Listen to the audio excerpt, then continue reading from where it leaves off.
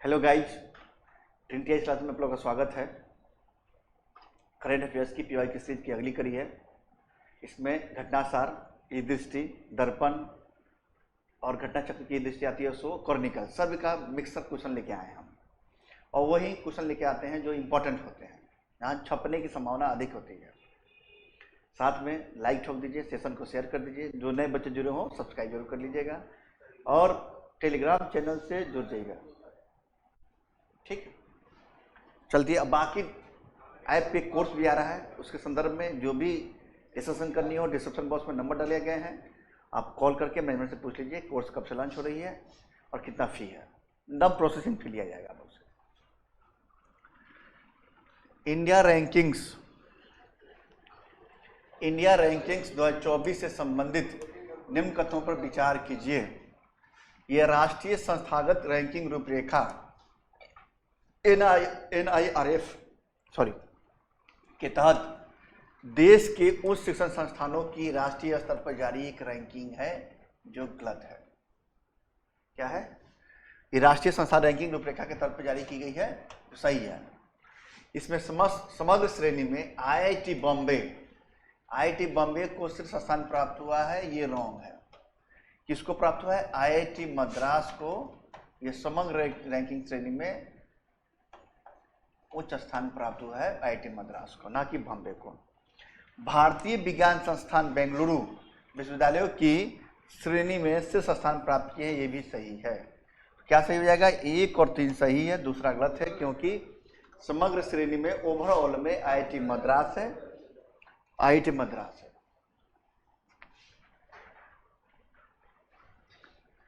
निम्न कथनों पर विचार कीजिए और बताइए इस बारे में। 7 से 11 अगस्त 2024 के मध्य 28वां दिल्ली पुस्तक मेला 2024 भारत मंडप नई दिल्ली में आयोजित हुआ। ये बात सही है, भारत मंडप पे आयोजित हुआ था पुस्तक मेला। इस पुस्तक मेले की थीम थी राष्ट्र निर्माण में पुस्तक। कभी कभी थीम पूछे जाते हैं, कोई आयोजन होता है, सम्मेलन होता है या दिवस होते हैं, सबकी थीम पूछ लिए जाते हैं, इसलिए इस थीम को मेंशन कर दिया हमने इसमें। तो राष्ट्र निर्माण में पुस्तक, ये थीम है इसकी। तो कौन सा कथन सही है? तो कथन 1 और 2 दोनों सही है। और इसका आयोजन कहाँ हुआ था? भारत मंडपम प्रगति मैदान में हुआ था। और थीम क्या था इसका? सॉरी इसका जो थीम था राष्ट्र निर्माण में पुस्तक नहीं थी, भारतीय पुस्तकों का वैश्विक प्रभाव। क्या? भारतीय पुस्तकों का वैश्विक प्रभाव, ये थीम था। वैश्विक प्रभाव, ये थीम था। ठीक है, तो केवल एक सही होगा इसका आंसर। निम्न कथनों पर विचार कीजिए और बताइए।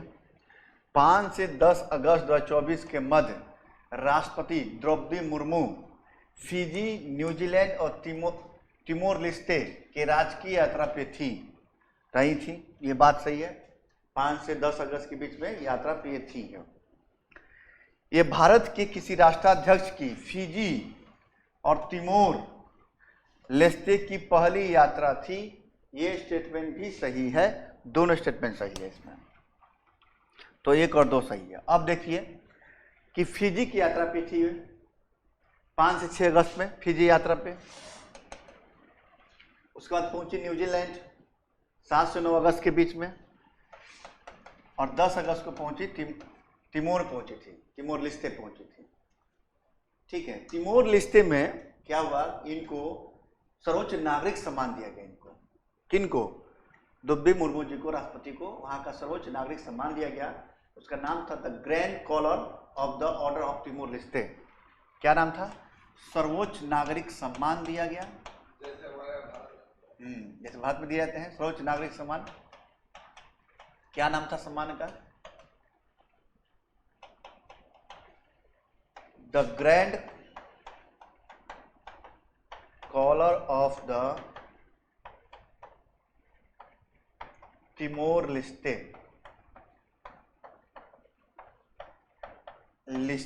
इनको सम्मान दिया गया। और पूछा जाता है जब किसी राष्ट्राध्यक्ष को किसी देश में, यानी हमारे राष्ट्राध्यक्ष होंगे, राष्ट्रपति, प्रधानमंत्री, किसी को भी किसी अदर देश में, अदर कंट्री में, विदेशों में उनको सर्वोच्च नागरिक सम्मान दिया जाता है तो वे प्रश्न बन जाते हैं। तो द्रौपदी मुर्मू को टिमोर लेस्टे द्वारा the grand collar of the order of Timor Leste award दिया गया। तो ये सवाल बन सकते हैं, इसलिए याद रखिएगा इस चीज को।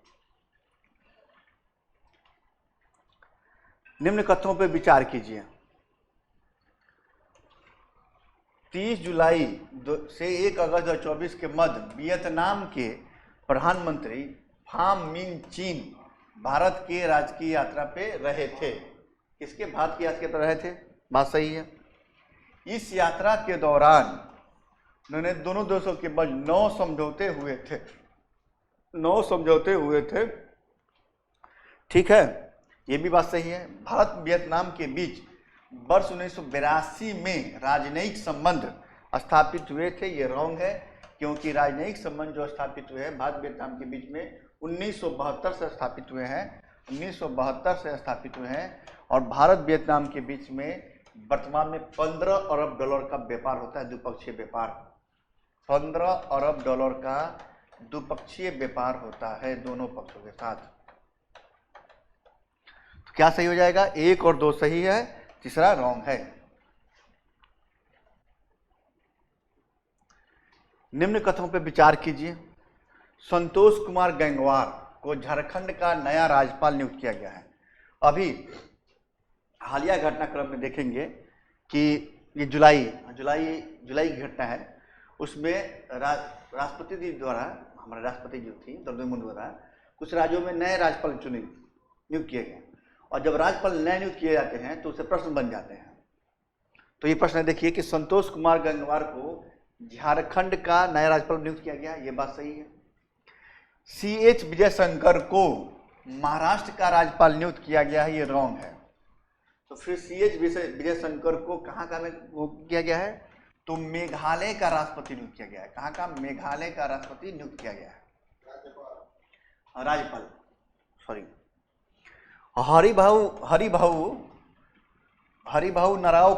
हरिभाऊ नाराव बांगरे को राजस्थान का राज्यपाल नियुक्त किया गया है, ये सही है।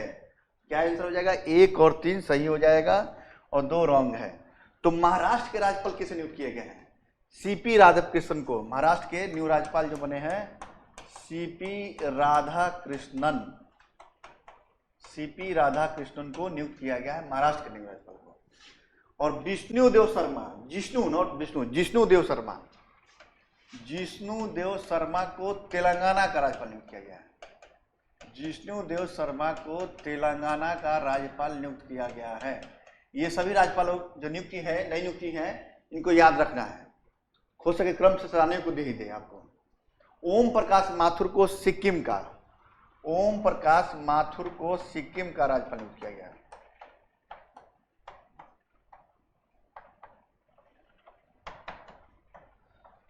सिक्किम का नया राज्यपाल नियुक्त किया गया है ओम प्रकाश माथुर को। और रेमंड डेक्का को छत्तीसगढ़ का, रेमंड डेक्का को छत्तीसगढ़ का राज्यपाल। सभी का नाम याद रख लीजिएगा, नोट डाउन कर लीजिए, नोट्स बना लीजिए, पूछेगा ही पूछेगा।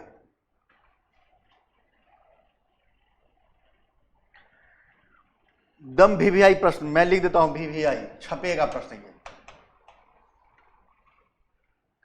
मोइदम्स अहोम राजवंश की माउंट दफन प्रणाली के संबंध में निम्न कथनों पर विचार कीजिए। मोइदम्स अहोम राज संबंध, मोहिदम्स याद रखिएगा, हो सके मोहिदम ही दे दे आपको।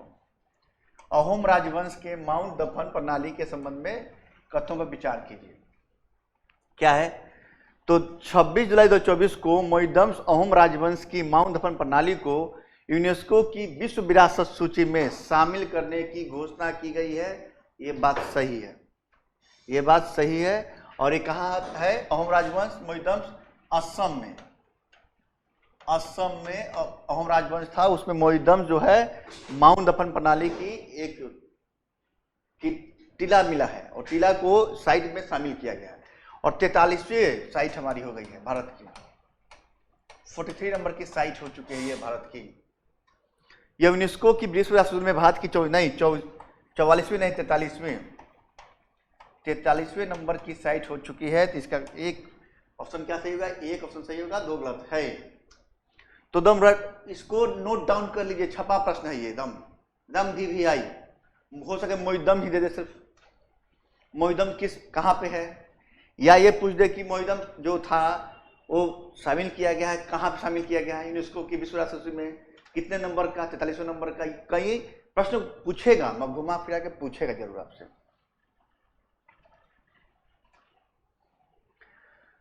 जुलाई 2024 में जारी चौथे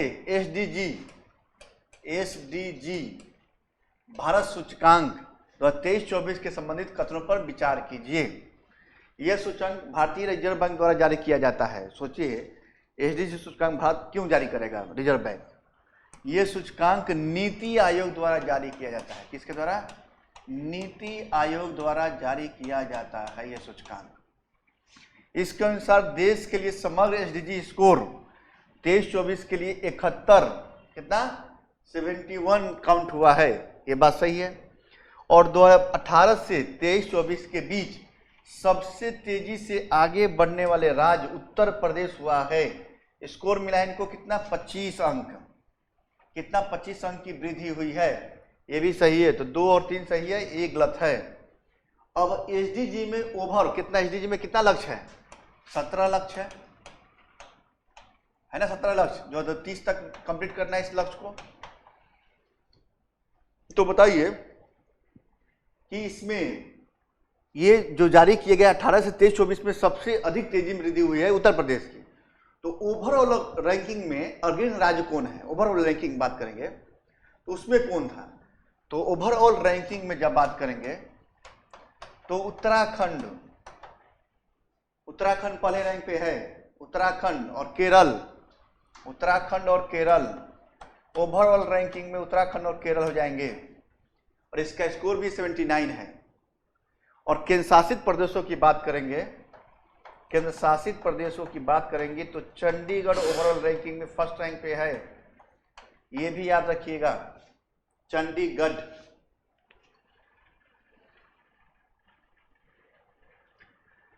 निम्न कथनों पर विचार कीजिए और बताइए इनके बारे में।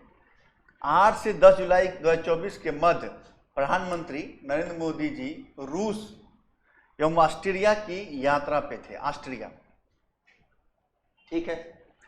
इस यात्रा के दौरान उन्हें ऑस्ट्रिया का सर्वोच्च नागरिक सम्मान पुरस्कार the order of the Saint Andrews the apostle से सम्मानित किया गया है, जो रॉन्ग है।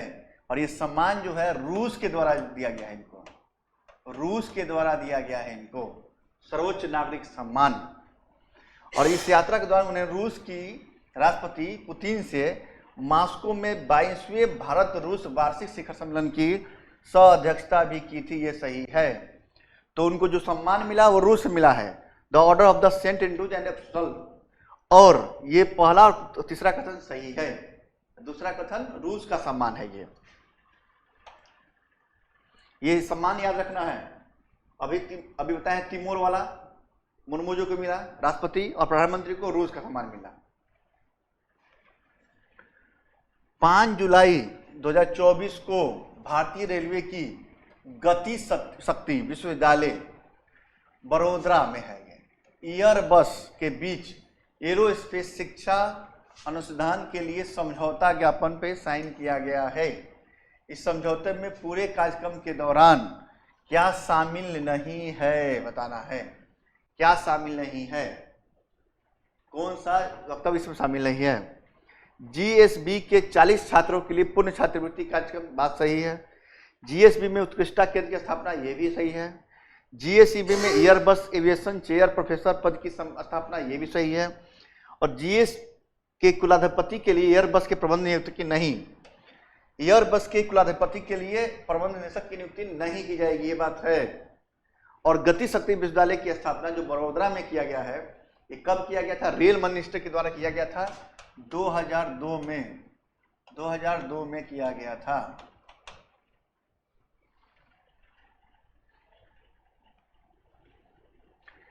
एक जुलाई 2024 को किसकी अध्यक्षता में गठित जलवायु वित्त से संबंधित विशेषज्ञ समिति ने अपनी पहली रिपोर्ट IFSCA को सौंपी है?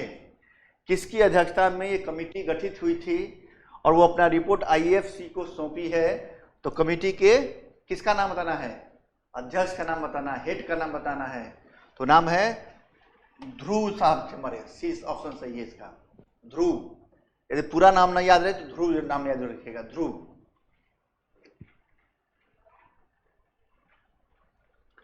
निम्न कथनों पर विचार कीजिए। 24 से 28 जून 2024 के मध्य 64वीं अंतर्राष्ट्रीय चीनी संगठन परिषद बैठक नई दिल्ली में आयोजित हुई है। चीनी संगठन का बैठक कहाँ हुआ है? नई दिल्ली में हुआ है और भारत मंडपम में प्रगति मैदान में हुआ था। ISO का मुख्यालय लीमा में है। ISO का मुख्यालय लीमा में ना होके लंदन में है। कहाँ? लंदन में है, लंदन में है ये। तो क्या आंसर होगा सही? इसका एक आंसर सही हो जाएगा। निम्न कथनों पर विचार कीजिए। 21-22 जून 2024 के मध्य बांग्लादेश की तत्कालीन प्रधानमंत्री, उसमें प्रधानमंत्री कौन थी? शेख हसीना थी। यह अगस्त में हटी है। ये भारत की राजकीय यात्रा पे रही थी और इस यात्रा के दौरान दोनों देशों के मध्य 7 समझौते पे साइन किया गया है, हस्ताक्षर किया गया है। ये बात सही है? ये बात गलत है कि दोनों देशों के मध्य 10 समझौतों पे साइन किया गया है। मैं इसलिए बता रहा हूं समझौता कि 7 है, 9 है, 10 है। क्यों? क्योंकि पूछा जाता है प्रश्न में कितने समझौते साइन हुआ है दोनों देशों के मध्य।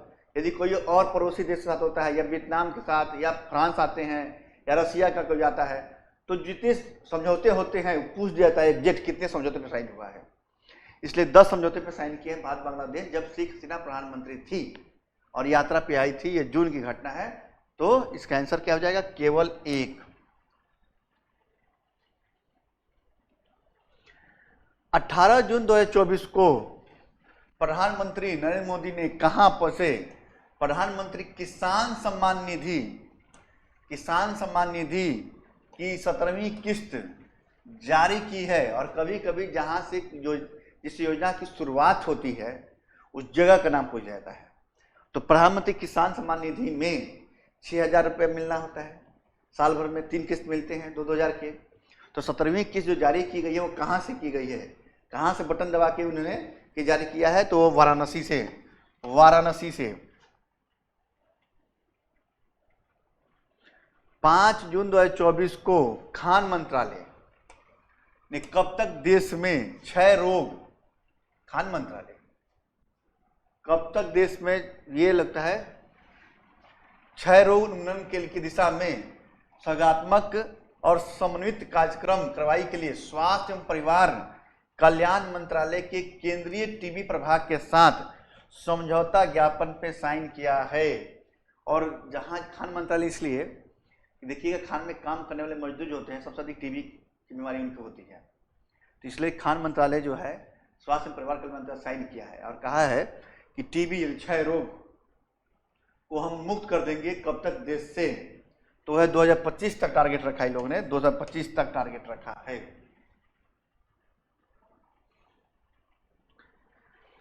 मई 2024 में किस देश ने 24-26 के लिए कोलंबो प्रक्रिया की अध्यक्षता संभाली है? कोलंबो प्रक्रिया की अध्यक्षता संभाली है किस देश ने 24 में? तो है वो भारत। कौन है? भारत। अच्छा, कोलंबो प्रक्रिया क्या है भाई? कहीं सर आप पढ़ा दी कोलंबो प्रक्रिया के अध्यक्षता, हमने अर्थ लिया कोलंबो प्रक्रिया। कोलंबो प्रक्रिया जो है क्षेत्रीय परामर्श मंच है जिसमें एशिया के 12 देश शामिल है। क्षेत्रीय परामर्श मंच है जिसमें एशिया के 12 देश शामिल हैं। 12 देश शामिल हैं और ये प्रक्रिया चल रही है 2003 से। 2003 से तो कौन कौन 12 देश? एक तो अफगानिस्तान, बांग्लादेश, चीन, Bharat, Indonesia, Nepal, Pakistan, Philippines, Sri Lanka, Thailand, Vietnam और कंबोडिया, ये 12 देश शामिल है इस प्रक्रिया में। ये क्षेत्रीय परामर्श मंच है जिसमें 12 देश शामिल है और 2003 से प्रक्रिया चल रही है और इसकी अध्यक्षता इस बार भारत ने संभाला है। चलिए मिलते हैं नेक्स्ट क्लास में। जय हिंद, जय भारत साथियों, ऑल द बेस्ट और थैंक्स।